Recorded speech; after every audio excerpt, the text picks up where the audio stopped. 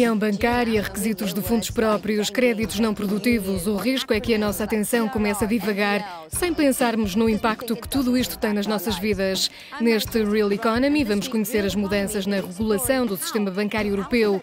Os bancos tornaram-se realmente mais seguros? É mais fácil aceder ao crédito?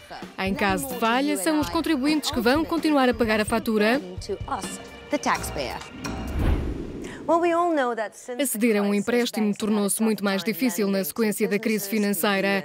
Bruxelas apresentou recentemente um conjunto de propostas para tornar os bancos mais resistentes a cenários de crise e para incentivar, de novo, a uma maior abertura ao crédito. Temos connosco o vice-presidente da Comissão Europeia, Valdis Dombrovskis. Em que consistem precisamente estas propostas? Uma das propostas prevê que os contribuintes não sejam os primeiros a pagar pelos erros do setor bancário. Contemplamos também a preservação da diversidade do setor bancário europeu e a abertura do espectro do acesso ao crédito. São impostos aos bancos requisitos mais apertados em termos de capitais, garantindo que até as instituições de maior dimensão, denominadas de importância sistémica global, tenham recursos próprios suficientes para poderem apresentar uma solução caso as coisas corram mal. Ao mesmo tempo, estamos a definir formas de facilitar de novo o acesso ao crédito na economia em geral, nomeadamente às pequenas e médias empresas. Há medidas concretas que garantam aos cidadãos que os bancos têm a capacidade de emprestar mais? Há propostas específicas, como o rácio de alavancagem, o rácio de financiamento líquido estável, a revisão fundamental da carteira de negociação. São medidas destinadas a reduzir os riscos do setor bancário. E ao reduzirmos estes riscos, temos de perceber como é que podemos facilitar o acesso ao crédito. Um dos aspectos que foram introduzidos consiste na redução dos critérios exigidos aos bancos se estes emprestarem dinheiro a pequenas e médias empresas, por exemplo.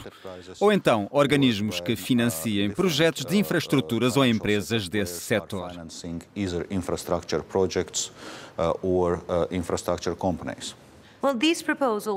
Estas propostas resultam de um longo processo de análise efetuado em conjunto com os bancos europeus após vários testes de stress e não só.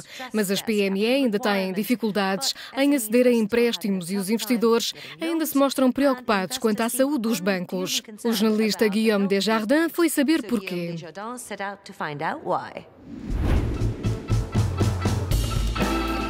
Pensava que depois dos testes de stress e da regulação do sistema, a situação tinha voltado ao normal. Será que posso confiar totalmente no meu banco? Aparentemente está tudo calmo lá dentro, mas então por que é que os investidores continuam tão agitados? Porque o efeito ioiô nos mercados continua. O valor do petróleo e as oscilações políticas são fatores já conhecidos, mas os investidores receiam os efeitos de outros elementos, como as multas que grandes instituições bancárias enfrentam. O balanço da realidade que se vive nos bancos é de facto positivo?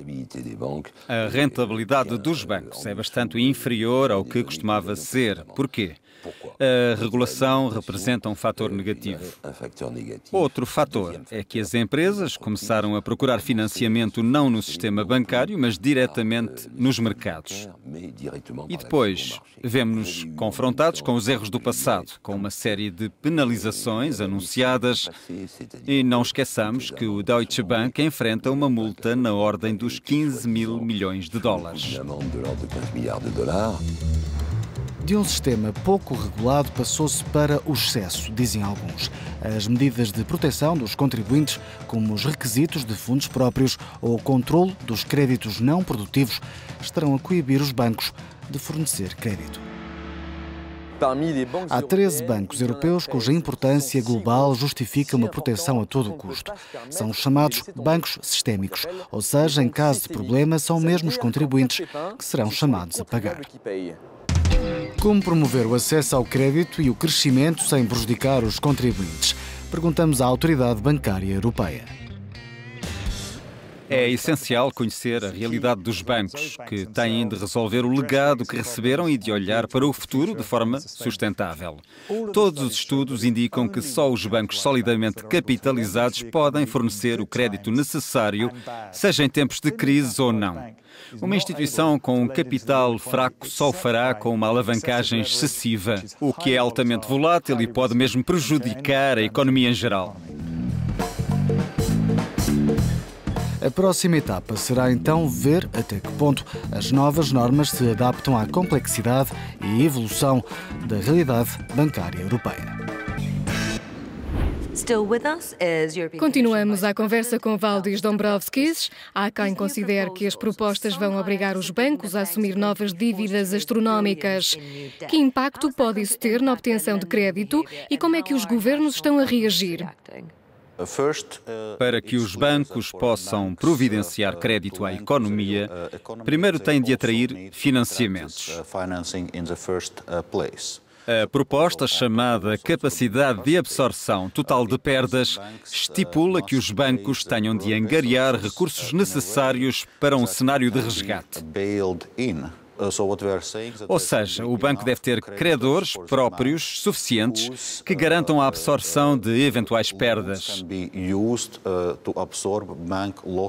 É um mecanismo que surge em oposição ao resgate, que envolve partes externas, nomeadamente os contribuintes.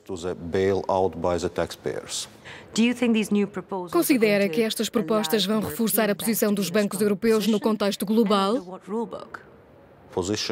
A posição europeia é que a conclusão dos acordos de Basileia III não deve acarretar o aumento generalizado dos requisitos de capital. Primeiro, temos de ter um sistema bancário sólido e estável, de forma a evitar um recuo ao modelo praticado antes da crise, no qual havia muita desregulação e os bancos assumiam riscos excessivos. Vários países ainda têm níveis elevados de créditos não produtivos no setor bancário. Estamos a trabalhar de perto com esses países para tentar resolver esse problema e impedir os bancos de abrirem novos créditos. É possível convencer toda a gente a embarcar no Sistema Europeu de Garantia de Depósitos, a última barreira de defesa dos contribuintes? Nós já temos um mecanismo único de supervisão e um mecanismo único de resolução. O Sistema Europeu de Garantia de Depósitos é o terceiro pilar da União Bancária. Esperamos obter novos acordos no âmbito das medidas de redução de riscos e também no sentido de implementar este Sistema Europeu de Garantia de Depósitos. Agradecemos a sua participação. Se quiser mais explicações sobre este complexo tema, pode consultar a nossa página na internet. Obrigada por nos ter acompanhado. Até breve.